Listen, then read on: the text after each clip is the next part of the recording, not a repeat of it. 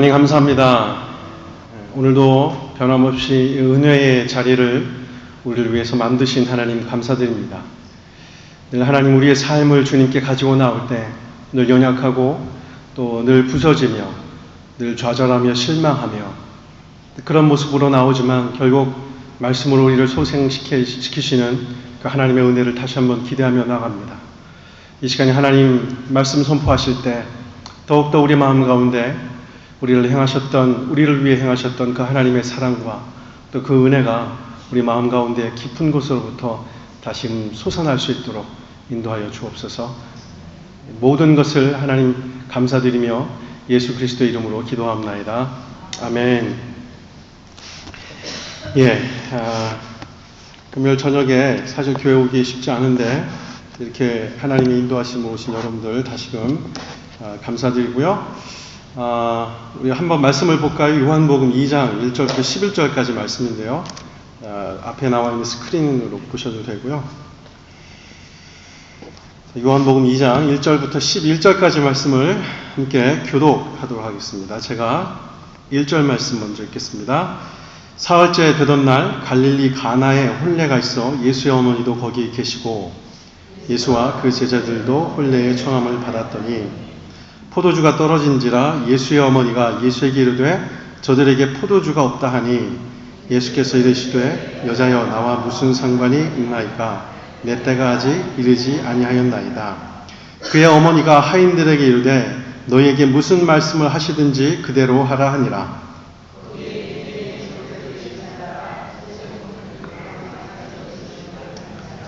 예수께서 그들에게 이르시되 항아리에 물을 채우라 하신즉 아귀까지 채우니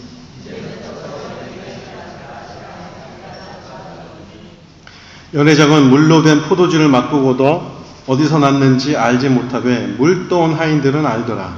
연회장이 신랑을 불러 나 먼저 좋은 포도주를 내고 취한 후에 낮은 것을 내거늘 그대는 지금까지 좋은 포도주를 두었도다 하니라. 함께 읽겠습니다. 예수께서 이 첫 표적을 갈릴리 가나에서 행하여 그 영광을 나타내시매 제자들이 그를 믿으니라. 아멘. 저는 지난주 주일학교 예배에서 여러분이 잘 아시는 사도행전 9장에 나오는 도르가에 관해서 아이들과 함께 이야기를 나눴습니다. 아시는 것처럼 평소 고아와 과부들을 잘 돌보던 그 도르가 권사님, 제가 편의상 권사님이라고 부르겠습니다. 아이들과 고아들과 또 여느 과부들을 잘 돌보았던 그 도르가 권사님께서 돌아가셨죠. 그래서 평소 그 도르가 권사님을 사랑하던 여러 사람들이 슬피 울게 됩니다. 슬피 울고 있을 때 당시 사람들이 욥바라는 곳에 있던 베드로를 불러오면 이 도르가가 살아날 수 있을 것이다 라는 그 기대에 사람들이 욥바에 가서 베드로를 불러오게 됩니다. 그리고 그 베드로는 하나님께 기도함으로 도르가 권사님을 다시 살려낸다 라는 내용입니다. 다 아시는 내용이죠. 만약에 여러분이라면 이런 도르가 이 권사님의 본문을 가지고 주일학교 아이들에게 설교를 하신다면 주로 여러분이라면 어떤 내용을 강조하실 수 있을까요? 도르가 권사님께서 평소 소외된 이웃을 얼마나 사랑하셨는지 그리고 또 어떻게 사랑하셨는지 그래서 우리는 우리의 이웃을 어떻게 사랑해야 하는지에 대해서 보통 주일학교 아이들에게 설교를 하게 됩니다. 그래서 저도 그렇게 아이들을 가르쳤습니다. 자, 그런데 제가 만약에 본문을 가지고 그 도르가 권사님에 대한 본문을 가지고 어른들에게 설교할 때 그러니까 여러분을 상대로 제가 설교할 때는 이렇게 설교하지 않습니다. 적어도 어른들을 상대로 성경에 대하여 설교할 때는 겉으로 보여지는 사건뿐만이 아닌 그 속에 진짜 담겨있는 그 의미를 끄집어내서 여러분에게 설교를 할 겁니다. 가령 도르가 권사님이 돌아가시고 그 주변에 권사님의 죽음을 슬퍼하던 가난한 사람들의 모습들 그리고 멀리서 달려온 베드로가 결국 도르가 권사님을 살려낸 이야기는 가만히 생각을 해보면 복음서의 어느 장면과 매우 유사한 장면을 띠고 있습니다. 바로 예수님의 친구 나사로의 그 이야기와 싱크로율 99%를 보여주고 있다고 하겠습니다. 여러분이 아시는 것처럼 나사로는 죽음에서 다시 살아난 사건이죠. 그 사건을 가만히 생각해 보시면 이렇습니다. 사람들로부터 사랑을 받았습니다. 나사로가. 그리고 나사로가 결국 죽고 그 주변에 그의 죽음을 슬퍼하는 사람들이 모여들고 또 멀리 계셨던 예수님께서 죽은 나사로에게 오셔서 나사로를 살리시는 그런 장면들이 이 도르가 권사님의 죽음과 대단히 유사하다라는 것이죠. 자, 그런데 예수님께서 죽은 나사로를 살리신 그 사건은 단지 예수님께서 죽은 자를 살리실 수 있는 그런 능력자라는 것을 보여주기 위한 단편적인 기적의 사건이 아니라 지옥으로 갈 수밖에 없는 죄인들에게 오셔서 율법의 요구인 사망을 이기심으로 우리에게 영원한 생명을 주시는 우리의 메시아 되신다라는 것을 보여주기 위한 목적이 그 나사로 사건에 담겨져 있는 겁니다. 따라서 도르가 권사님의 죽음 역시 같은 맥락으로 이해할 수 있습니다. 즉 도르가 권사님의 사건은 단지 도르가 권사님의 선한 행적을 이야기하기 위하여 만들어진 사건이라기보다는 오히려 인간적인 선행에 앞서서 죄인들을 영원한 사망으로부터 구원하신 예수님에 대하여 알림으로 도르가 권사님의 죽음을 혹은 선행을 못 잊어서 슬퍼하는 사람들에게 슬퍼하지 마라. 우리의 생명은 이것이 아닌 영원에 있다라고 알려주는 그런 메시지를 주는 것이라고 할 수 있습니다.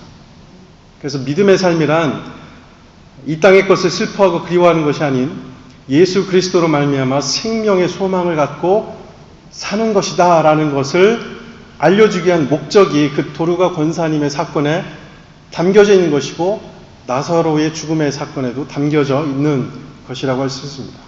그래서 제가 여러분들 앞에서 설교를 할 때는 막 그런 종류의 설교를 하겠죠.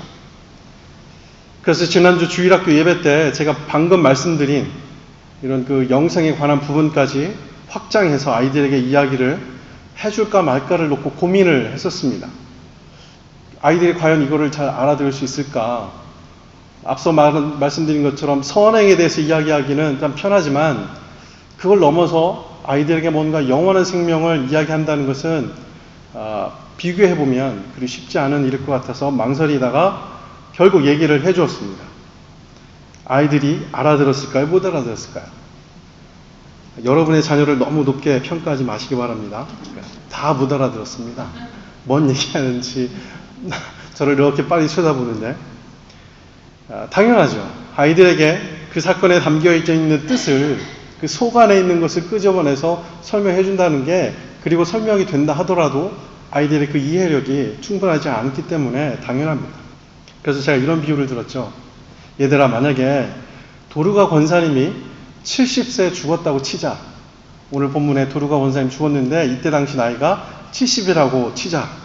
그래서 사람들이 베드로를 데리고 와서 도르가 권사님을 다시 살렸어. 그렇지? 그런데 그 도르가 권사님이 그 이듬해 또 죽었어. 71세. 그렇다면 베드로는 도르가 권사님을 다만 1년을 더 살게 하기 위해서 이것을 했을까라고 아이들에게 질문한 것이죠. 그래도 못 알아들었더라고요. 아이들이. 자, 그렇습니다. 만약에 나사로가 40세에 죽어서 예수님께서 다시 살리셨는데 그것을 만약에 예수님은 죽은 사람도 살린다는 어떤 표면적인 기적으로 머문다면 그리고 나서 그 이듬해 만약에 나사로가 죽었다면 예수님은 나사로를 단지 1년 더 살게 하시기 위해서 그 사건을 베푸신 것일까요? 아니 10년, 20년, 아니 50년을 더 살았다 한들 이 땅에서 잠시 수명 연장시키고자 예수님께서 그것을 하셨겠냐는 겁니다. 그렇지는 않을 겁니다. 말씀드린 것처럼 그 기적을 통해서 예수님께서는 죄인들의 구원자 되신다는 것을 알려주고 계신 겁니다. 그래서 어른들에게 제가 이 설교를 할 때는 이런 점들을 말씀을 드리는 거죠. 자, 제가 오늘 본문에 앞서서 이런 말씀을 왜 드리냐면 저에게 몇몇 분들이 제가 하는 설교를 듣고 좀 어렵다라는 말씀을 이제 하세요. 물론 제가 설교 원고를 이제 작성할 때 사용하는 단어들이 주로 우리가 대화체라기보다는 조금 원고에 필요한 또 적당한 단어들을 선택해서 쓰기 때문에 또 그러다 보면 함축적인 단어들을 사용하게 되기 때문에 충분히 이해가 되지 않는다는 점 잘 알고 있습니다. 그런데 어딘가 모르게 좀 찜찜했습니다. 속으로. 무언가 좀 다른 문제점이 있지 않을까. 그래서 이런 생각을 하게 되었습니다. 제 설교가 어렵다고 느껴지는 이유가 제가 바라보는 성경의 시각과 듣고 계신 분들의 시각의 차이에서 오는 어려움일 것이다 라고 생각을 하게 되었습니다. 마치 지금 설명드린 것처럼 같은 본문을 가지고 주일학교 아이들에게 하는 설교와 어른들에게 하는 설교가 다른 것처럼 제가 성경을 바라보는 시각과 여러분이 그동안 성경을 바라보고 오던 시각에서 일종의 괴리감이 있다는 것이죠.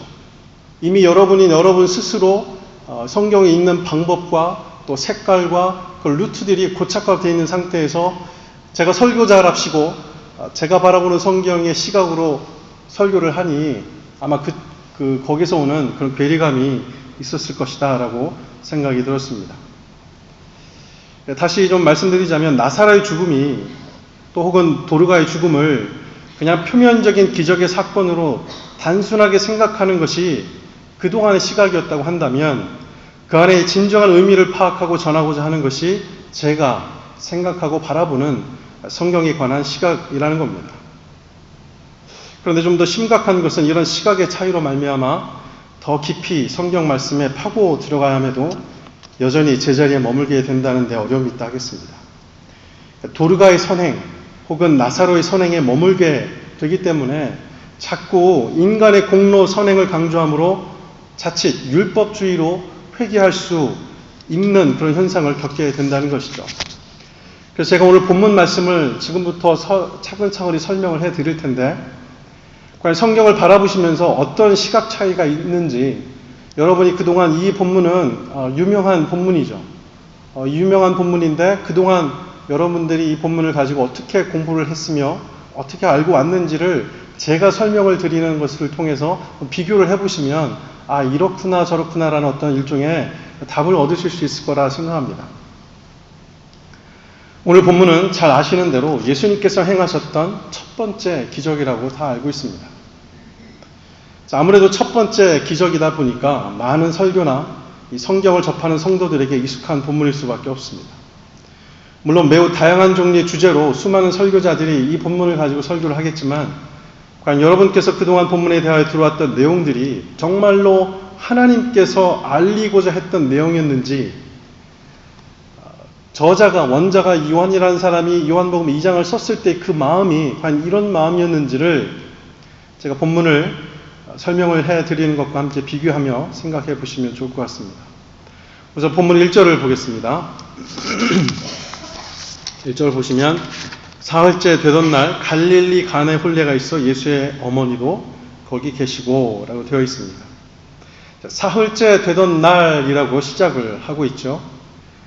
헬라어의 문법을 보면 헬라어를 쓰는 사람이 내가 이것을 강조하고 싶어라고 생각하면 그것을 가장 맨 앞에 먼저 쓰게 됩니다. 그래서 내가 컵이라는 컵을 강조하고 싶으면 컵을 제일 맨 앞에다 갖다 쓰게 되는 것이죠.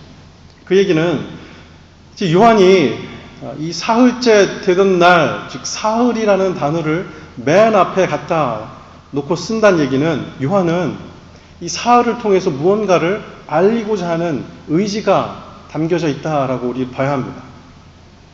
또한 우리말 지금 현재 읽는 이 성경에는 없지만 2장 1절의 헬라어 원문에는 접속사 and가 있습니다. 그리고라는 단어가 가장 먼저 등장합니다. 그래서 본문은 그리고 사흘째 이렇게 되어 있다는 것이죠.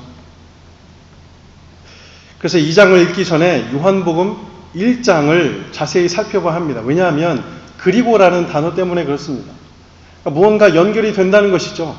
그러니까 1장에서 단락이 딱 끝난 것이 아니라 1장에서 어떠한 일이 있었는데 그것에 연장해서 이 사흘이라는 단어를 요한이 연이어 쓰게 된 것이기 때문에 1장을 잘 살펴봐야 합니다.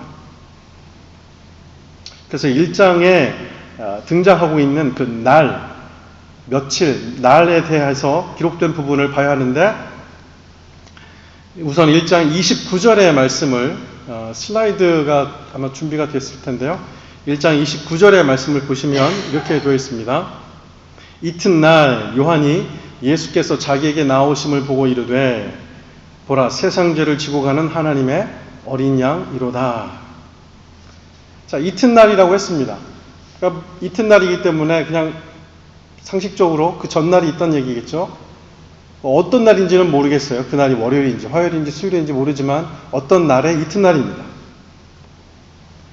그러니까 숫자 2가 이제 되는 것이죠. 29절에서는 2일째 되는 날입니다. 그리고 35절과 36절을 보시면 또 이튿날 요한이 자기 제자 중 두 사람과 함께 섰다가 예수께서 거니심을 보고 말하되 하나님의 어린 양이로다.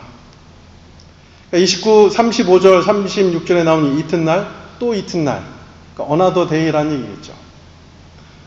자, 그러면 좀 전에 2일과 지금 본문을 읽었던 이튿날을 더하면 3일이 되는 것이죠. 그리고 43절을 보시면 이튿날 예수께서 갈릴리로 나가려 하시다가 빌립을 만나 이르시되 나를 따르라 하시니 라고 되어 있습니다. 그러면 앞서 우리는 3일을 얻었고 그리고 지금 또 하루를 얻어서 지금까지 총 4일을 얻은 셈이 됩니다. 그리고 나서 오늘 본문 1절 그리고 사흘째 되던 날이라고 되어 있는 것이죠. 그러면 앞서 계산해서 얻은 4일과 그리고 오늘 본문 3일을 합치면 7일이라는 숫자를 얻게 됩니다. 이 7이라는 숫자에 대해서 지난번 제가 새벽 기도 때 잠시 말씀을 드렸는데요. 다시 한번 설명을 드리면 1부터 7, 그러니까 1부터 10까지 어떤 자연수가 있지 않습니까? 근데 1부터 7까지 1 곱하기 2 곱하기 3 곱하기 4 곱하기 5 곱하기 6 곱하기 7 하면 5040이라는 답이 나옵니다. 그리고 7 곱하기 8 곱하기 9 곱하기 10 하면 똑같이 5040이 나옵니다. 그리고 이번엔 7을 뺀 1 곱하기 2 곱하기 3 곱하기 4 곱하기 5 곱하기 6 곱하기 하면 720이 나오고요. 7을 뺀 8 곱하기 9 곱하기 10 또 역시 720이 나옵니다. 그래서 이 자연수로도 이 수학자들은 7의 이런 오묘하고 신비한 이 값어치 때문에 이 상징 수학이라는 분야에서도 이 7에 특별한 의미를 부여하고 있다고 합니다.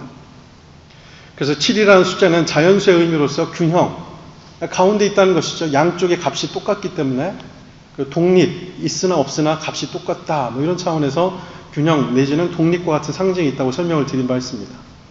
그리고 성경에서는 이 성경에서의 7은 완전, 완성, 끝맺음과 같은 뜻이 있다고 또한 설명을 드렸습니다. 그래서 창세기 보시면 이 불완전과 혼돈과 질서가 없었던 그 불완전한 속에서 하나님께서 하루하루를 채워나가시죠. 하루하루 질서를 만들어 가십니다. 그리고 나서 7일 안식일을 완성하게 되시는 거죠.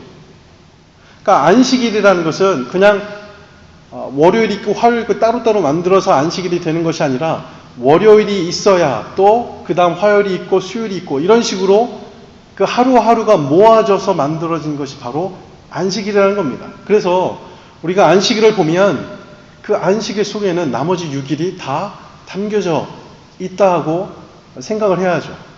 그것이 바로 안식일의 뜻이 되기 때문에 그렇습니다.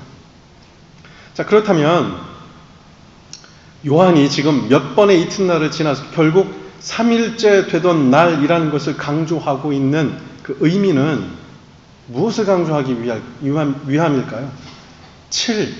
그 7을 강조하기 위해서 요한은 사흘이라는 단어를 문장 맨 앞에 갖다 써붙이고 있는 겁니다. 그래서 그 7일째 되던 날, 그렇다면 그 7일째 되던 날은 어떤 날입니까? 바로 안식일이라는 겁니다. 여기서 이 사흘째 되던 날이 뭐 수요일이었든지 목요일이었든지 금요일이었든지 우리는 알 수는 없어요. 그러나 요한이 이 부분에 안식일이라고 쓰지 않고 사흘째 되던 날이라고 하는 것은 나중에도 말씀을 드리겠지만 결국 예수께서 부활하셔서 그 날을 우리가 지금 현재 안식일로 섬기고 있는 그 주일, 우리가 생각하는 그 일요일, 그것을 향해서 지금 나아가기 위해서 자꾸 이튿날 하다 사흘째 되던 날이라고 지목하고 있는 겁니다. 자, 왜 이 안식일이 중요한가? 다시 말씀드리면 그냥 문자적으로 성경을 보면 1절에서 말하고 있는 그 사흘째 되던 날이 무슨 요일인지를 알 수 없습니다. 그리고 제가 설명드린 방법처럼 하더라도 사흘째 되던 날이 안식일이다라는 설명이 없습니다. 그러나 지금 요한이 말하고 싶은 것은 겉으로 알고 있는 안식일, 즉 당시에는 토요일이겠죠. 유대인들의 안식일, 그 토요일을 말하고 싶은 것이 아니라 숫자 7의 의미, 즉 창세기 1장에서 하나님께서 말씀하고 계신 그 안식일 속에 숨겨진 의미, 즉 예수께서 사흘째 되던 날에 부활했던, 그래서 부활해서 진정으로 우리에게 안식으로 임하셨던 그날을 맨 마지막 기적으로 다시금 보여주시기 위해서 지금 요한이 사흘째 되던 날이라고 강조하고 있다는 겁니다. 자, 이 사실이 왜 중요한지를 설명을 들으시면 아실 수 있을 겁니다. 요한복음 1장은 여러분이 잘 아시는 것처럼 말씀이 육신이 되어서 이 땅에 오신 예수 그리스도, 즉 메시아를 설명하고 있습니다. 빛이 어둠 가운데 와서 어둠을 드러내는 것, 즉 죄인의 어둠 가운데 빛으로 오셔서 죄인들을 예수 그리스도의 빛이라는 그 진리 앞에서 구원받을 수 있도록 하신 것을 묘사하고 있는 것이 1장입니다. 그래서 1장 17절에서 이렇게 기록을 하고 있죠. 율법은 모세로 말미암아 주어진 것이요 은혜와 진리는 예수 그리스도로 말미암아 온 것이다. 즉 우리를 죽이는 그 율법주의 앞에서 우리를 살리는 진리, 즉 예수 그리스도를 서로 대조시킴으로 인하여 예수 그리스도께서 진정으로 성육신하셔서 우리에게 임하셨음을 말하고 있습니다. 자, 그리고 나서 세례 요한에 대하여 기술하기를 세례 요한은 주의 길을 예비하는 자라는 것을 분명히 하고 이어서 세상 죄를 지고 가는 어린 양의 모습으로 예수님을 묘사하고 있는 장면을 보게 됩니다. 즉 우리의 죄를 담당하시고 곧 죽게 될 그 제물 될 그 어린 양을 묘사하고 있는 겁니다. 그리고 나서 베드로, 빌립, 나다네엘과 같은 제자들을 부르시죠.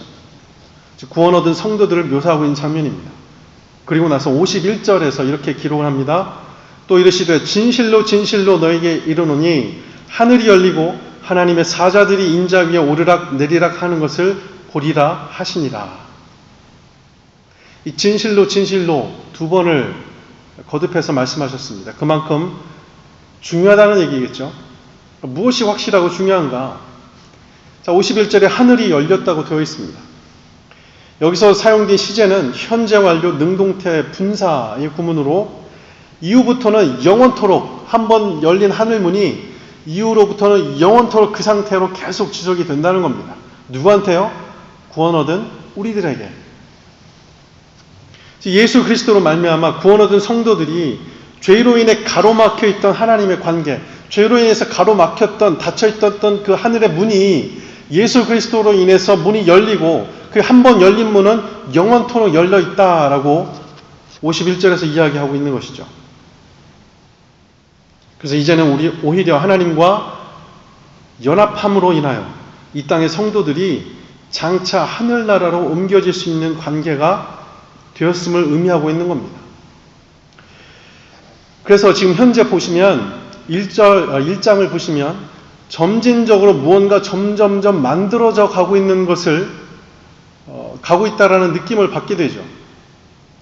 메시아가 죄인 가운데 오셔서 우리의 죄를 지을 어린 양으로 묘사가 되고 그리고 구원 얻을 성도들, 여기서는 빌립과 나다네엘 그런 성도들을 모아서 하늘문을 여시고 영원한 삶을 보여주신, 그래서 처음부터 끝까지 무언가 점진적으로 확대되는 것을 볼 수 있습니다. 자, 그렇다면 그 이후, 즉 오늘 본문에서의 결혼식, 우리가 읽었던 가나안의 결혼식, 이 결혼식은 그 점진적이고 확대되어가는 그 상황 속에서 무엇을 의미하고 있을까요? 바로 신랑 되시는 주님께서 죽음으로부터 부활하셔서 신부되는 하나님의 백성의 혼인잔치를 모형으로 그려내고 있는 것이 바로 오늘 본문의 내용이 되는 겁니다. 그래서 7이라는 숫자를 계산해야죠. 말씀드린 것처럼 7은 무언가를 계속 점진적으로 완성해 나간다고 말씀을 드렸습니다. 그러니까 결국 요한은 예수님께서 오시고 우리를 구원하시고 성도들을 이끌고 하늘나라로 가서 혼인잔치를 하는 것, 그래서 1부터 시작해서 7로 무언가를 완성하고자 하는 그 내용을 이 가나안 혼인잔치에서 보여주길 원했던 것이고, 그 첫 번째 시작점으로 사흘째 되던 날이라고 썼던 겁니다. 그렇지 않고 그냥 사흘째 되던 날이라고 하지 않고 안식일이라고 하면 되는 일입니다. 그냥 안식일이면 안식일이라고 쓰면 되죠. 그러나 당시의 사고로서, 그때 당시 유대의 상황으로서 안식일은 토요일이라는 율법주의 사고방식으로밖에 받아들일 수 없었던 것이죠.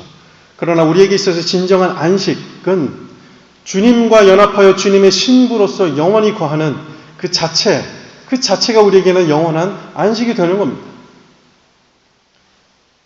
따라서 일부러 안식일이라고 하지 아니하고 사흘째 되던 날이라고 요한이 쓸 수밖에 없었던 것이죠. 잠시 정리를 하자면, 이 땅에 말씀이 육신이 되어 오신 예수님께서 당시 유대라는 땅의 문화와 관습 그리고 율법들 속에서, 그 속에서 죄인들과 함께 생활하시면서 인간들이 흔하게 살아가는 그런 평범한 땅의 문화와 관습과 율법들을 동원하셔서 결국에는 하늘의 것을 설명하시는 것으로 도구로서 기적과 표적을 일으키신 겁니다. 그래서 51절에, 아까 보았던 51절에 하늘에 열리고, 그 하늘이 열렸는데 예수님께서 그것을 설명을 하셔야 하는데, 우리가 생판 모르던 것을 갖다 놓으면 알아들을 수가 없겠죠. 따라서 우리가 늘 생활하던 그 문화와 생활 속에서 오셔서 우리가 늘 흔히 취할 수 있는 것으로 하늘의 것을 설명하시고 그것들을 통해서 풀어내시는 겁니다. 그럼 우리의 역할은 뭘까요? 우리가 너무나 흔히 쓰던 이런 것들을 그냥 표면적으로 바라볼 게 아니라, 이것을 통해서 하늘의 것을 설명하셨기 때문에 과연 예수님께서는 이것을 어떤 의미로 설명을 하셨는지를 알아내는 것이 우리의 몫이라는 겁니다. 그래서 니고데모가 예수님을 쫓아가서 물어보죠. 그랬더니 예수님께서 물과 성령으로 거듭나야 한다고 말씀하십니다. 여러분, 거듭난다는 의미가 다만 우리가 예수를 믿고 천국을 갑니다라는 그런 의미라기보다는, 거듭난 사람들은 이제 이것을 알아들을 수 있는 겁니다. 이것은 그냥 단지 컵뚜껑이 아니라 하나님께서 하늘문을 여셔서 하늘의 것을 설명하시려고 하는 도구이구나를 거듭난 사람들은 이제 알아들을 수 있게 되었다는 것이죠. 성령 하나님으로 인해서. 즉 오늘 본문의 가나안 혼인이라는 당시 유대 사회의 일상적인 관습을 통해서 궁극적으로 나타내고자 하는 것은 결국 성도가 예수님으로 인하여 하나님과 연합하며 함께 살아가는 것, 앞으로 내가 너희들과 함께 연합해서 여기서 살 거야 라는 것을 깨닫게 하시기 위해서 그냥 늘상 벌어지던 결혼식을 사용하신 겁니다. 그렇다면 가나안 혼인, 그 가나안 혼인은 무슨 의미인지 우리가 파헤쳐야 합니다.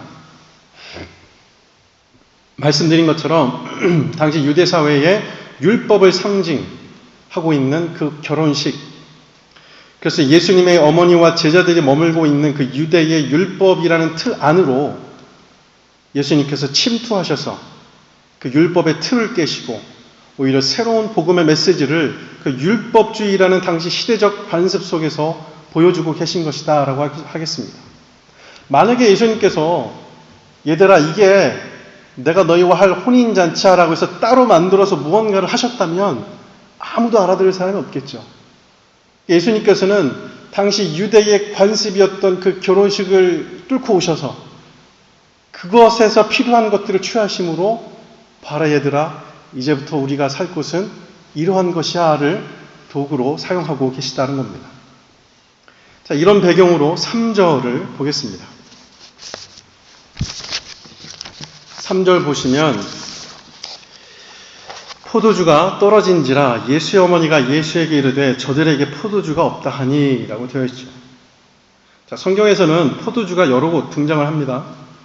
그래서 포도주라는 단어가 사용된 곳을 몇 군데 살펴보다 보면 포도주라는 것이 그냥 단순히 술의 종류가 아니고 이런 뜻이 있구나. 어느 분들은 그런 얘기를 하세요. 예수님도 포도주 주셨는데 나도 포도주 먹으면 안 되겠는가? 그냥 드시라고 합니다. 저는. 예, 그냥 드세요. 근데 성경에서 말하는 포도주는 그런 술의 의미가 아니라는 것을 그냥 성경 몇 군데만 찾아보시면 이게 지금 내가 먹고 싶어서 일부러 갖다 붙이는 거구나라고 느끼는 것 뿐이지 결코 예수님께서 술을 권하거나 술 먹으라고 하시는 그런 장면은 없습니다. 그래서 몇 군데를 살펴보면 포도주라는 것은 이 축복과 기쁨을 상징하고 있구나. 아까도 말씀드렸죠. 평범한 것을 가지고 하늘의 것을 예수님께서 사용하신다고 했습니다. 그렇다면 예수님께서 이 포도주를 가지고 무엇을 상징하기 원하시는가? 축복과 기쁨, 그리고 더 나아가서 이따 말씀드리겠지만 예수님 자신의 포혈. 그래서 우리가 성찬식 때 뭘 마시나요? 포도주 마시죠. 예전에 저는 루터만 교회에 있었는데 거기는 일주일에 한 번씩 꼭 성찬을 드립니다. 그런데 우리처럼 이런 포도주, 포도 음료수가 아니라요. 진짜로 숙성된 포도주를 주세요. 그래서 앞에 나가서 그것을 공복에 가서 받아 마시면 어지러워가지고 다음에 예배가 진행이 안 될 정도예요. 그러니까 그 사람들에게 있어서 그 포도주라는 것은 그만큼 순결해야 하고 잘 지켜야 하고 그런 상징을 갖고 있기 때문에 그런 마음도 이해가 되는 부분이기도 합니다. 어쨌든 이 유대인들에게 있어서 이 포도주는 축복과 기쁨을 상징합니다. 자, 이러한 상징이 예수 그리스도로 말미암아 우리가 잘 아는 예수님 보혈, 그 보혈을 상징하는 것으로 드러나게 되죠. 자, 그런데 그 포도주가 떨어졌다고 합니다. 보통 유대인들의 결혼식은 한 일주일 정도 진행이 된다고 해요. 그런데 아마도 결혼식을 하자마자 얼마 가지 못해서 이 포도주가 아마 금방 동이 난 듯한 상황이 벌어졌습니다. 당시 관습으로는 결혼식에서 이 포도주가 떨어졌다는 것은 대단히 큰 실수였다고 해요. 그리고 자칫 소송까지도 갈 수 있는 큰 일이었다고 전해지고 있습니다. 자, 그러자 예수의 어머니가 마리아가 나서서 예수께 다가가서 이 사실을 알리자 예수님은 마치 딴 사람이 된 것처럼 마리아의 부탁을 거절합니다. 자, 4절 말씀 보겠습니다.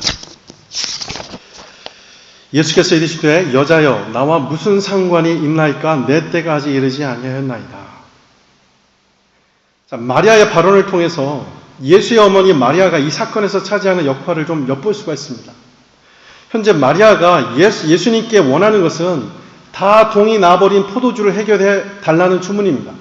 왜 그렇습니까? 이 포도주가 이 잔치상의 메인인데 이 포도주가 없으니 흥이 나지 않고 기쁨이 없고 우리를 더 이상 기뻐할 수 있게 만들어주는 그 포도주가 상실을 해버리니 빨리 그 포도주를 갖다 채워야만이 비로소 우리의 상식과 우리의 이성과 우리의 판단에 딱 들어맞는 그런 결혼식이 될 수 있기 때문에 마리아가 예수님께 구하고 나서게 됩니다. 그런데 마리아는 알고 있는 것이 있죠. 예수님께서 범인이 아니라는 사실을 압니다. 만약에 마리아가 포도주가 떨어졌으면 누구한테 가야 할까요? 연회장한테 가거나 주인한테 갈 수 있는 일입니다. 그런데도 불구하고 마리아는 예수라면 할 수 있을 거야 라는 일종의 그런 생각으로 예수께 찾아가서 포도주를 만들어 달라고 이야기합니다. 자, 이 말은 마리아가 예수께로부터 그야말로 사람들이 생각하는 그 단순한 기적을 원하고 있다라는 겁니다. 이것은 지난번 제가 표적에 관하여 설명드린 것처럼 유대인들이 구하는 이 단순한 그 기적의 현상, 그것을 요구하고 있다고 하겠습니다. 근데 그 기적이라는 것이 누구와 연관이 되어 있나요? 원래는 예수님과 연관이 되어 있는데 내 만족과 내 기쁨과 내 흥을 위해서 포도주를 채워 넣어야 하는 겁니다. 연회장에 지금 기뻐서 날뛰고 있는데 포도주가 없으니 빨리 갖다 채워 넣어야 내가 이 흥을 더 지속적으로 누릴 수 있기 때문에 빨리 가서 포도주를 채워 넣으라는 겁니다. 그러자 예수님께서는 마치 언짢은 듯이 여자여 나와 무슨 상관이 있나이까 내 때가 아직 이르지 아니하였나이다 라고 거절을 하십니다. 자, 여기서 예수님께서 왜 자신의 어머니인 마리아에게 여자라고 했는지, 그리고 예수님께서 말씀하신 그 때라는 것은 도대체 무슨 때를 의미한지를 좀 살펴봐야 합니다. 자, 여기서 예수님께서 사용하신 그 여자라는 헬라어 단어는 그이네라는 단어인데, 이 단어는 사실 존칭으로 사용하고 있습니다. 그래서 우리나라 말로 부인, 뭐 그런 정도로 사용하고 있는 단어입니다. 자, 어쨌거나 예수님께서는 마리아의 육신의 아들인 이상 자신의 어머니에게 다른 존칭, 뭐 부인이요, 뭐 여자요, 뭐 이런 존칭을 갑자기 이야기했다는 것은 그만큼 의도가 있었다는 얘기입니다. 자신의 어머니에게 누가 자기 어머니에게 부인이라고 하는 사람이 있겠습니까? 일부러 그렇게 이야기를 하신 것인데, 그래서 이 부분을 여러 번역들을 제가 찾아보았는데요. 가장 잘 나타내고 있는 번역을 한번 찾게 되었는데요. Modern Language Bible이라는 번역인데 잘 알려지지 않았는데, 저도 이번에 공부하면서 알게 된 번역입니다. 그곳에서는 이 부분을 이렇게 번역을 해놓았습니다. 제가 의역을 하자면, 당신이 내게 대하여 무슨 권한을 가지고 있습니까? 제가 굳이 잘 알려지지 않은 번역본까지 들먹이는 이유는 예수님께서 물을 포도주로 변화시키는 이 첫 번째 사건을 통해 강조하고 싶으신 것이 바로 율법 속에 있는 죄인의 모습과 그것을 속량하시기 위해 오신 예수 그리스도, 그 메시아라고 하는 죄인과 구세주라고 하는 그 구도를 예수님께서 만들기 원하셨기 때문에 그렇습니다. 따라서 예수님 앞에 있는 마리아는 비록 자신의 육신의 어머니일지라도 단지 자신의 흥을 돋구기 위한, 자신의 유익을 만족시키기 위한 그런 기적을 원하는 한낱 죄인에 불과하다는 겁니다. 그래서 제가 이걸 공부하면서 카톨릭이 이 부분을 제대로 공부했으면 왜 카톨릭이 아직도 마리아를 숭배를 할까? 그 생각이 들더라는 것이죠.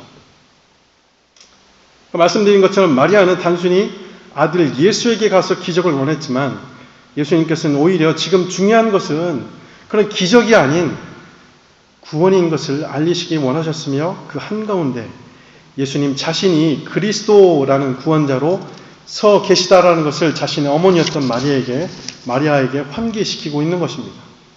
그리고 예수님께서 말씀하신 그때라는 것 역시 앞으로 있게 될, 우리는 다 잘 알고 있는 그 십자가의 사건, 그 십자가의 사건을 두고 말씀하고 계신 것으로 볼 수 있습니다. 자, 그래야 앞서 보았던 그 포도주의 의미, 즉 예수님의 보혈을 상징하는 그 포도주의 역할, 그것이 나머지 본문 속으로 자연스럽게 해결이 될 수 있는 겁니다.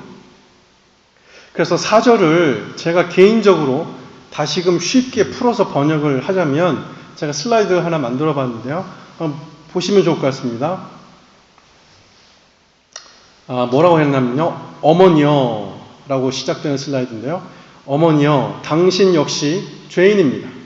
어찌 죄인된 사람이 구원자에게 다만 당신의 원하는 기적만을 바랄 수 있습니까? 내가 십자가에서 흘리게 될 피로 인하여 어머니와 같은 죄인들이 구원을 얻게 될 때가 올 것입니다. 그것이 바로 진정한 포도주의 의미입니다. 이것은 다분히 마리아가 원하고자 하는 그 포도주와 너무나 다른 그 의미를 가지고 있는 겁니다. 자, 그리고 난 후 곧바로 하인을 시켜서 정결 예식을 위해 마련된 돌 항아리 6을 준비시킵니다. 6절 말씀을 볼까요? 6절 말씀을 함께 읽어주시면 좋겠습니다. 6절 말씀입니다. 시작. 거기에 유대인의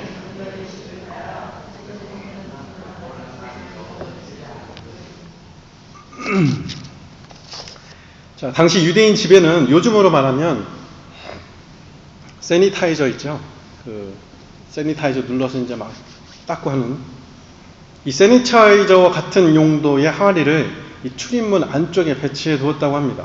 그래서 유대인들은 율법의 정결 의식과 그 랍비들의 율법 해석과 유전에 의해서 집에 들어갈 때나 식사를 할 때 손을 씻는 그런 관습이 있었다고 합니다. 그래서 잔치에 참여한 자들도 역시 손을 씻고 잔치에 참여를 해야만 하는 그런 유전들이 있다는 것이죠. 그래서 항상 물이 채워져야만 있었습니다. 그것이 율법이었습니다. 그런데 그 항아리가 지금 어떻게 되어 있습니까? 비워져 있습니다. 자, 율법에 의하면 그 항아리에는 반드시 물이 채워져야 함에도 불구하고 지금 비워져 있는데 이것은 무슨 의미를 내포하고 있는 것일까요? 자, 민수기 19장 율법에 의하면 물이 반드시 채워져야만 하는 그 항아리가 현재 비워져 있다는 것은 그들이 쫓고 있는 율법주의 역시 알맹이는 없고 형식만을 쫓아서 사는 그러니까 율법주의자들의 패단을 상징하고 있다고 하겠습니다. 그러니까 자기 맘대로 그 율법을 사용하고 있는 겁니다. 아마도 그랬던 것 같아요. 아이, 귀찮은데 그냥 깨끗한데 아무도 안 보니까. 그러고 나중에 나가서는 거룩하다 이렇게 얘기하잖아요. 그러니까 율법조차도 자기네들 마음대로 편한 대로 편리대로 사용을 했다는 겁니다. 그러니까 형식, 돌 항아리만 있으면 사람들이 뭐라고 하지 않으니까. 마치 바리새인들이 외식하기 위해서 거리에 나가서 큰 소리로 자신들의 기도문을 읽는다든지 율법을 지킴으로 자신들은 세리와 창녀와 같은 죄인들하고는 다르다라고 외식하는 모습, 그런 모습과 같다고 하겠습니다. 율법의 알맹이, 즉 우리가 죄인이기 때문에 우리는 반드시 우리를 구원해 주실 그 메시아가 필요하다는 것을 알려주는 그 율법의 원래 목적과 기능은 다 쏙 빼버리고 다만 껍데기 남은 율법주의로 전향한 당시 모든 유대인들의 모습을 그 빈 항아리가 보여주고 있다고 하겠습니다. 자, 그렇다면 왜 6 항아리가 될까요? 자, 성경에서 이 6은 소위 사탄의 숫자라고 알려져 있습니다. 7이 아까 말씀드린 것처럼 7이 완전수죠. 완전수에서 하나 모자라는 게 6입니다. 그러니까 사탄이 하나님의 수 7은 못하겠고 흉내를 내보자 해서 6을 설정을 해놓은 겁니다. 그래서 6은 늘 불완전함, 속임, 가짜, 위조. 그래서 여러분 666 아시죠? 666은 다른 게 아니라요. 그냥 6이 속임이라고 했으면 속임이라고 한다면 속임 그러니까 강조한 겁니다. 가짜 이거 거짓. 그러니까 7이 하나님의 수인데 그걸 흉내내고자 하는 것, 그 사탄의 숫자가 바로 6, 또 666. 그래서 6 항아리라는 것은 하나님을 모방하여 사탄이 만들어낸 그 율법주의를 의도적으로 보여주고 있는 겁니다. 사탄은 봐라 얘들아 이것이 하나님의 것이야 라놓고 7개는 안 되니까 6개를 갖다 놓고 니네들이 믿는 이 6, 이것이 바로 하나님이야 라고 사탄이 가져다 준 겁니다. 사람들을 속이고 그랬던 것이죠. 그런데 그 안에다가 예수님께서 물을 붓도록 하십니다. 7절 말씀입니다. 예수께서 그들에게 이르시되 항아리에 물을 채우라 하신즉 아귀까지 채우니. 자, 하나님께서 율법을 허락하셨을 때 아까 말씀드린 것처럼 율법은 우리에게 좋은 것입니다. 왜 좋은가요? 우리가 죄인인 것을 알아들으라. 근데 그게 없으면 바울이 얘기한 것처럼 율법이 없었다고 한다면 내가 저지른 이것조차도 범죄인 것을 나는 몰랐을 뻔했다라고 이야기합니다. 그래서 로마서에 보면 수근수근거리는 것까지 다 나오죠. 그럼 만약에 율법이 수근수근거리는 것은 죄야라고 얘기하지 않는다면 우리는 아직도 수근수근거리는 것은 그냥 인지상정이야 라고 생각할 거라는 것이죠. 그러니까 율법이 명시하고 났으니 내가 수근수근거리면 이건 죄네, 그래서 나는 죄인이네 라고 알아들을 수 있는 겁니다. 이제 그것이 율법의 역할입니다. 그래서 예수님께서 물을 채우라고 하는 것은 봐라 내가 너희들에게 율법을 줬는데 너희들은 율법을 니네 마음대로 사용해서 물을 다 빼버린 채 형식만을 갖고 있지만 나는 그 율법을 율법의 용도대로 채워 넣는 것이다 라는 것을 보여주고 계시는 겁니다. 그래서 예수님께서 물을 넣는 것은 율법을 완성시키시는 그런 모습이라고 볼 수 있다는 것이죠. 예수님께서 율법을 거스리거나 비틀어 버리는 것이 아니라 율법의 요구를 온전히 이루어 가시는 분인 것을 나타내 보이시고 계십니다. 다시 말씀드리면 그 정결 예식에 사용되는 그 항아리는 항상 물이 차 있어야 합니다. 그래서 예수님께서는 물을 포도주로 변하기 전에 항아리에다가 물을 채우시는 겁니다. 율법을 완성하시는 메시아이심을 상징적으로 보여주고 계신 겁니다. 그래서 마태복음 5장 17절에서 이렇게 말씀하십니다. 내가 율법이나 선지자를 폐하러 온 줄로 생각하지 말라. 폐하러 온 것이 아니요 완전하게 하려 함이라. 율법이 죄인들에게 요구하는 것은 단 하나. 율법이 여러분에게 요구하는 것이 무엇입니까? 사망이죠. 그러니까 육신적인 사망뿐만이 아니라 영원한 지옥에 떨어지는 그것을 율법은 요구하고 있어요. 근데 그 율법의 요구를 예수님께서 우리 대신에 본인이 마치 죄인인 것처럼 십자가에 달리셔서 그 율법의 요구를 다 응하신 겁니다. 그래서 완성을 하셨다라는 의미가 되는 것이죠. 예수님께서는 오늘 본문에서 빈 항아리에 물을 채우시는 것처럼 한 번도 율법을 폐하거나 거스리러 오신 분이 아니십니다. 예수님께서 율법을 완성하셨다는 것은 실로 엄청난 일입니다. 요즘 뉴스에도 보면 가끔씩 인도나 어떤 이 아랍권 나라들 자신들의 율법 때문에 여자들을 어떻게 죽입니까? 아직도 돌로 던져서 죽여요. 아직도 채찍을 가해서 죽입니다. 여전히 자신들의 율법을 따라서 예수님께서 우리 대신에 율법의 요구를 이루신 것은 우리가 받을 이 땅에서 형벌은 물론이거니와 영원한 형벌을 면하게 해주시는 실로 엄청난 사건이죠. 그런 예수의 모습을 본문에서 항아리에 물을 채우는 모습으로 보여주고 계신 겁니다. 예수님께서 항아리에 물을 채우자마자 물이 곧 포도주로 변하게 되었습니다. 기적이 일어난 것이죠. 지금까지 설명드렸지만 예수님에게 있어서 물이 포도주로 변하는 것은 우리에게는 기적이지만 예수님에게 있어서는 그 기적이 아니죠. 기적 같은 일이 뭐가 있겠습니까? 예수님에게. 원하시는 것 다 하시는 분인데. 그러나 예수님에게 있어서는 이런 기적을 통해서라도 보여주고 싶으셨던 그 무언가가 있었다는 겁니다. 바로 죄인이 예수님으로 말미암아 구원받는 일, 그 일이 기적 중에 기적인 것으로 여기고 계시다는 겁니다. 우리는 물이 포도주로 변했네. 이 포도주는 어디서 온 거야? 맛이 너무 좋아라고 기적이라고 칭찬할지 모르지만 예수님의 속마음은 얘들아 이것은 기적은 아니야. 정말로 기적이 뭔 줄 아니?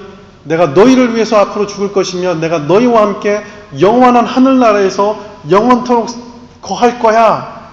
내가 너희와 함께 결혼할 거야.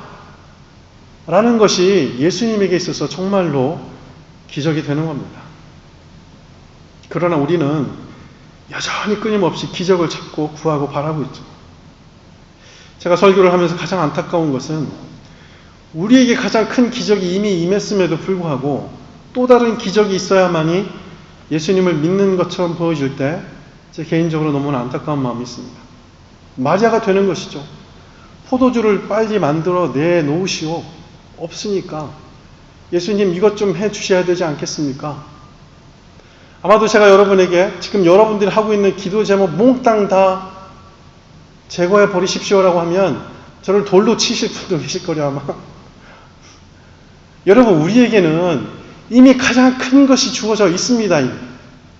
그런데 그것이 왜 우리에게 기쁨을 주지 못하는가? 여전히 마리아가 포도주를 원하는 그 마음이 우리 마음 가운데 꿈틀거리고 있기 때문에 그래요. 그것이 되면은 할렐루야. 안 되면 어떤가요? 안 되면? 그러고 마는 거죠 뭐.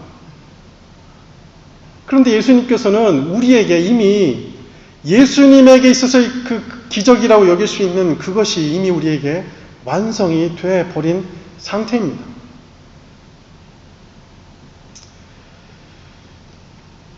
하나님의 뜻과 계획, 그런 기적과 같은 일에 우리가 마리아가 포도주를 원하는 것처럼 우리는 일희일비, 하나에 웃고 하나에 우는 그런 얄팍한 성도의 모습이 아니어야 합니다. 사랑하는 성도 여러분, 그렇습니다. 주님께서는 우리에게 이것을 알게 하시기 위해서 이 땅에 오셨고 여러 기적이라는 도구를 통해서 끊임없이 자신을 드러내시고 알리신 겁니다. 그렇다면 이미 구원 얻은 우리들은 어떤 마음으로 주님을 대할 수 있을까요? 비록 내 절실한 상황에 대하여 하나님께서 응답하지 않는다 할지라도 그 상황 속에서 말씀으로 나를 강건케 하시며 극복하게 하시는 그 은혜가 오히려 값진 기적이라는 것을 깨닫길 원하시는 그 하나님을 더욱더 깊이 알아가야 합니다. 다시 본문으로 돌아와서 드디어 포도주가 사람들에게 전해지죠. 당시 포도주는 연회가 시작되었을 때 분배가 되었다고 합니다. 다른 음식을 접하기 전에 그리고 또 다른 술에 취해서 진짜 그 포도주의 맛을 식별하기 어려울 때가 아닌 연회의 처음 시간에 분배가 되었다고 합니다. 그런데 지금 상황은 반대가 되었습니다. 오히려 술에 취했을 시간임에도 불구하고 오히려 그 맛을 제대로 식별할 수 있을 만큼 맛이 좋은 포도주가 만들어진 겁니다. 저는 이 장면을 보면서 이것이 바로 우리가 맛보아야 할 진리의 맛일 것이다 라고 생각하게 되었습니다. 어쩌면 죄인들은 끊임없이 자신들의 요구에 따라 자신들을 기쁘게 하고 행복하게 해주는 세상의 포도주를 만들어내라고 하나님께 요구하고 있는지 모르겠습니다. 그러나 예수님께서는 그렇게 혼탁해진 세상 속에 오셔서 세상과 섞이지 아니하시고 오히려 죄인들의 영혼에 더할 나위 없는 만족과 기쁨을 주고 계십니다. 우리의 영혼을 만족해 하고 기쁘게 하시는 그 포도주, 그것은 바로 하나님이신 예수 그리스도의 보혈인 것을 우리는 알고 있습니다. 이것을 오늘 본문 11절에서는 이렇게 표현하고 있습니다. 예수께서 이 첫 표적을 갈릴리 가나에서 행하여 그의 영광을 나타내심에 제자들이 그를 믿으니라. 예수님께서 이 기적을 통해서 하나님의 영광, 그의 영광을 나타나셨습니다. 하나님의 영광이라는 것은 죄인들이 무슨 큰일을 했거나 괄목할 만한 성장을 거둔 뒤에 무슨 시상식 위에서 말하는 이 상을 주신 하나님께 감사드리며 하나님께 영광을 돌립니다 해서 그런 하나님의 영광이 아닙니다. 하나님의 영광이라는 것은 하나님이라는 분이, 그분이 말씀으로 죄인들에게 비춰지는 상태, 그래서 그것을 내 삶에서 반사가 되었을 때 그것이 하나님의 영광인 것이죠. 다시 말씀드리면 거룩한 것은 찾아볼 수 없는 그 죄인에게 거룩한 하나님의 말씀이 임했을 때 우리 죄인들의 마음에 진정한 회개가 일어나고 이전에는 나를 즐겁게 해주었던 세상의 포도주가 아닌 내 상한 영혼을 만족해 하시며 무엇보다도 멸망받을 수밖에 없는 나 같은 죄인을 살리신 그 은혜로 인해서 힘들더라도 나의 삶의 지향점이 이 땅이 아닌 하늘로 옮겨지는, 그래서 51절에 말한 그 하늘문이, 열린 하늘문을 소망하게 되는 그것이 바로 하나님의 영광인 것입니다. 오늘 본문에서 말씀드리자면 물이 포도주로 변하는 이 사건 속에서 그 포도주가 예수 그리스도라는 구원자로부터 나오는 것을 알았던 몇몇 하인들을 포함한 제자들의 삶 속에서 비로소 예수 그리스도가 각인되는 그 상태가 바로 하나님의 영광입니다.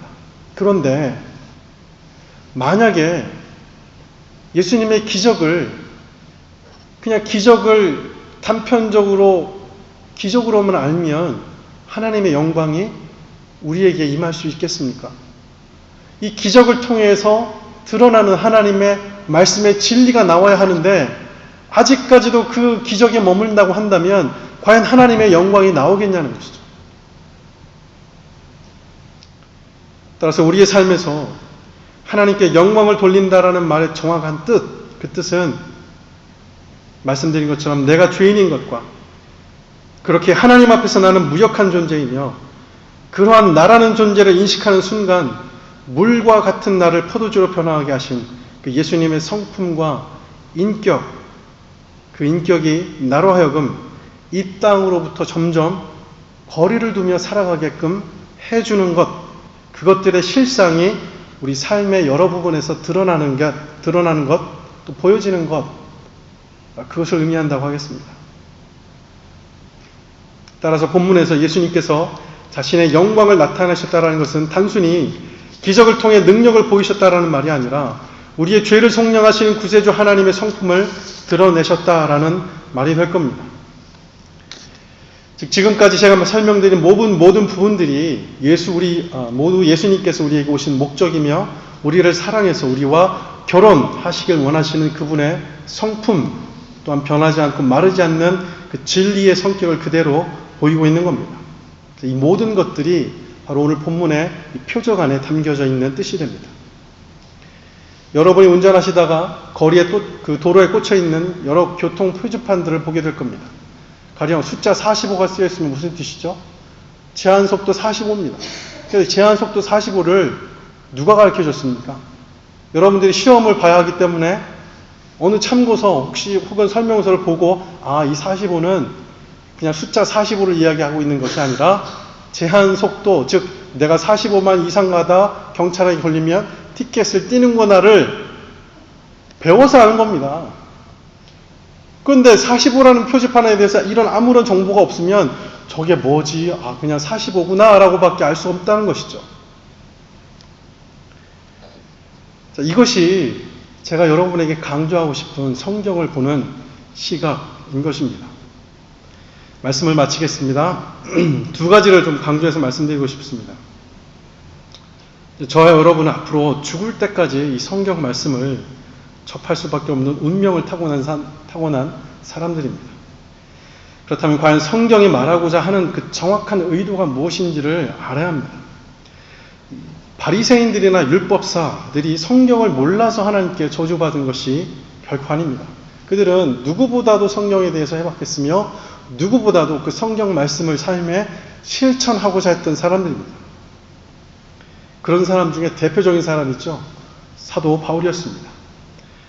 율법으로 흠이 없었던 그 사도 바울도 결국 그가 토해내는 말이 빌립보서 3장 7절부터 9절의 말씀입니다. 그러나 무엇이든지 내게 유익하던 것을 내가 그리스도를 위하여 다 해로 여길 뿐더러 또한 모든 것을 해로 여김은 내 주 그리스도 예수를 아는 지식이 가장 고상하기 때문이라. 내가 그를 위하여 모든 것을 잃어버리고 배설물로 여김은 그리스도를 얻고 그 안에서 발견되려 함이니 내가 가진 의는 율법에서 난 것이 아니요 오직 그리스도를 믿음으로 말미암은 것이니 곧 믿음으로 하나님께로부터 난 의이다 라고 되어 있습니다. 즉 바울은 다 배설물로 여긴다는 겁니다. 따라서 우리도 혹시 성경을 잘못 읽게 되면 오히려 바울이 여기고 있는 그 배설물과 같은 것들을 차곡차곡 쌓아놓는 도구로 이 성경을 전락시켜 버릴 수 있다는 것이죠. 그래서 성경을 보는 시각이 대단히 중요합니다. 자, 그러면 그렇게 질문하실 수 있을 것 같습니다. 자, 그렇다면 성경을 다 저처럼 읽어야 합니까? 마치 표지판이라 생각해서 그 안에 무슨 뜻이 담겨져 있는지 그래서 암호 풀듯이 성경을 읽어야 하나요? 라고 물어보실 수 있죠. 저는 예, 그렇게 읽으셔야 합니다. 라고 답을 드립니다. 그런데 이처럼 저처럼 성경을 읽어버리면 금방 흥미를 잃어버리게 됩니다. 재미가 없게 되죠. 왜냐하면 이렇게 성경을 읽다 보면 마치 성경이 이 땅에서 사는 우리의 삶과 별로 상관없는 것처럼 느끼게끔 만들어버립니다. 저 역시도 이런 설교를 하면서 여러분에게 뭔가 기대하십시오. 여러분 해 주실 겁니다. 라고 뭔가 메시지를 던지고 싶은데도 불구하고 그러질 못합니다. 왜냐하면 성경을 공부해보니 그런 말이 없기 때문에. 따라서 듣는 여러분들은 이 성경이 뭐야? 이거 내가 지금 사는 것과 하나도 적용이 안 되잖아. 라고 느끼실 수 있을 만한 그런 느낌이 다가온다는 것이죠. 그런데 그것이 바로 예수님께서 여러분에게 원하시는 겁니다.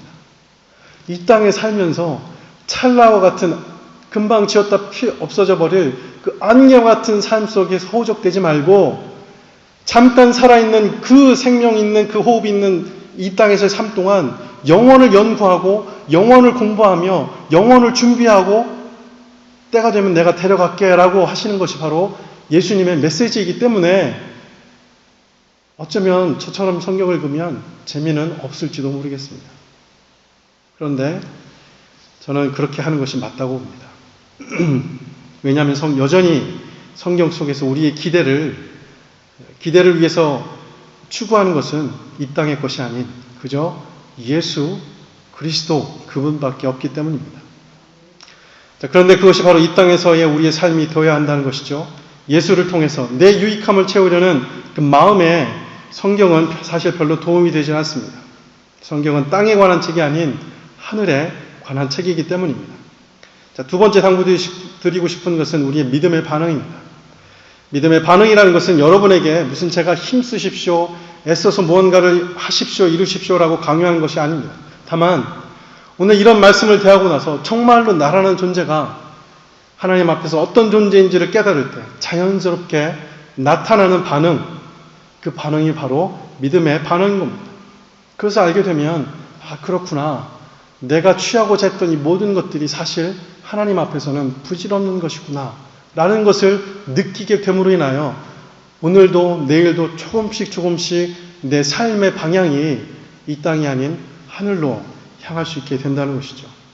아무쪼록 저와 여러분이 이 땅에 살지만 이미 하늘에 속해 있는 사람처럼 늘 그리스도의 영광이 우리 삶을 통해 비춰질 수 있게 되시길 예수 그리스도의 이름으로 축원드립니다. 기도하겠습니다. 하나님, 오늘 저녁에 하나님의 말씀을 함께 상고했습니다.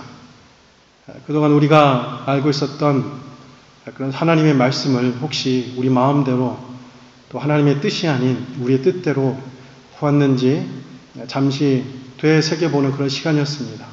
하나님, 바라기는 우리 모두가 하나님께서 우리를 구원하신 그 구원자이신 예수 그리스도로 인해서 이 땅에 소망을 두며 사는 것이 아니라 그 예수 그리스도로 인해서 어떤 상황이든지 간에 내 마음의 만족과 기쁨이 될 수 있는, 그래서 그것으로 인해서 하나님께 감사해야 하며 하루하루를 믿음의 반으로 살아갈 수 있게 되길 소원합니다. 앞으로 평생 우리가 성경 말씀을 대할 때 다시금 하루라도 하나님의 그 뜻과 하나님의 진리 가운데서 우리가 기쁨을 누릴 수 있도록 인도하여 주옵소서. 감사드리며 예수 그리스도 이름으로 기도드립니다. 아멘. 이 시간에